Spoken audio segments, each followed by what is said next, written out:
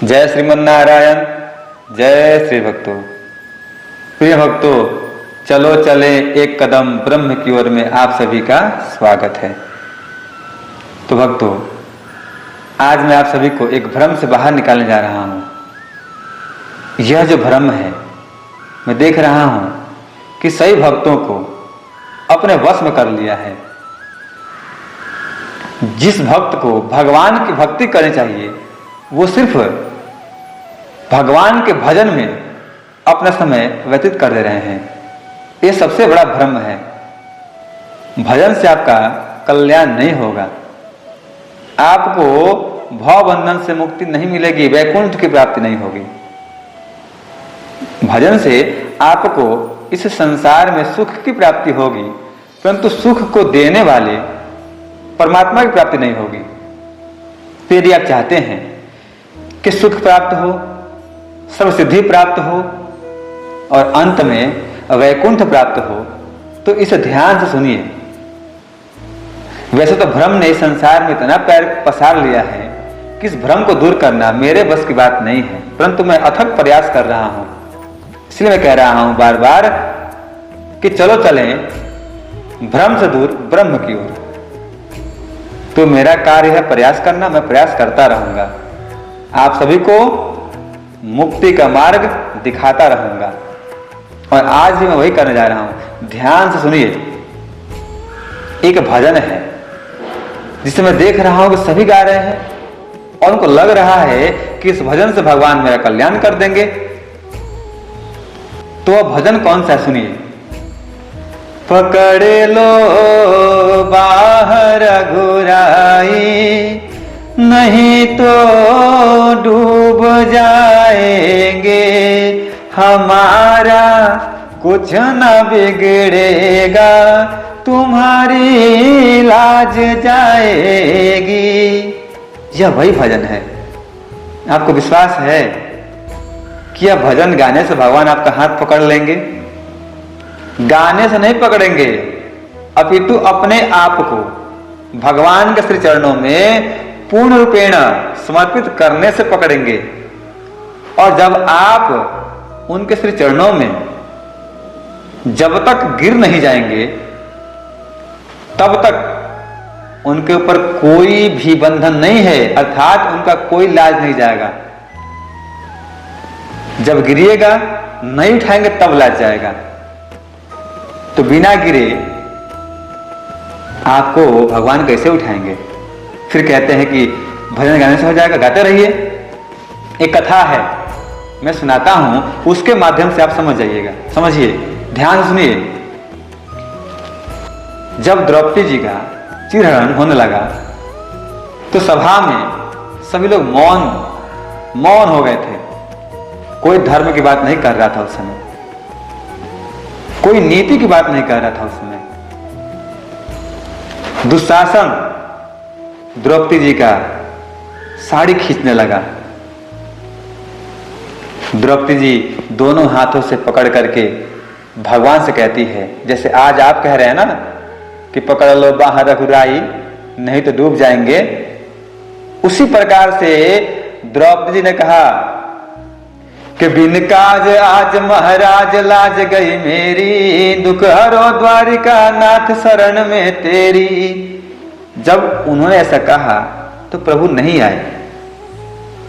नारद जी ने कहा कि प्रभु जाइए, आपकी बहन लगती है ना, बुला रही है आपको, लज्जा जा रहा है, लज्जा बताइए आप। भगवान कहते हैं, नारद जी आप संत हैं, महात्मा हैं, और संत महात्मा का हृदय शीघ्र ही पिघल जाता है। आपको एक चीज नहीं दिखाई दे रहा है तो मेरी बहन, मगर मुझ पर उसको पूर्ण विश्वास नहीं है। यदि होता तो दोनों हाथों से पकड़ करके साड़ी को फिर मुझे नहीं बुलाती। उसको तभी अपने दोनों हाथों पर विश्वास है, तो बचा ले अपनी इज्जत, स्वयं बचा ले अपना लाज। फिर द्रौपदी जी एक हाथ छोड़कर एक हाथ से पकड़ कहती है कि बिन काज आज महाराज लाज गई मेरी, दुख हरो द्वारिका नाथ शरण में तेरी। नारद जी कहते जाइए जाइए जाइए जाइए, बुला रही है, एक हाथ से पकड़ी एक हाथ तो छोड़ दी, बुला रही है। भगवान कहते हैं नारद दिखाई नहीं दे रहा है, अभी उसको अपने एक हाथ पर विश्वास है कि मैं इससे अपनी रक्षा कर लूंगी, तो कर ले रक्षा, बचा ले इज्जत अपनी। भगवान नहीं आते हैं भक्तों, और आप भ्रम में हैं, भजन गा रहे हैं, गाइए भजन, भगवान के लिए समर्पित होइए। जैसे द्रौपदी जी अंत में समर्पित हो गए थे वैसे हो जाइए, तब भगवान की लज्जा जाएगी, नहीं उठाएंगे तो। सुनिए पहले, अब द्रौपदी जी दोनों हाथों को छोड़कर कहती है कि बिन काज आज महाराज लाज गई मेरी, दुख हरो द्वारिका नाथ शरण में तेरी। जैसे ही दोनों हाथों को छोड़ती है भक्तों, नारद जी ये कहने के लिए पीछे मुड़ते हैं कि भगवान जाइए। नारद जी को कहना था उस समय, भगवान तो यही देखते हैं, भगवान तो यही प्रतिपल देखते हैं कब भक्त मेरे चरणों में पूर्ण गिर जाए।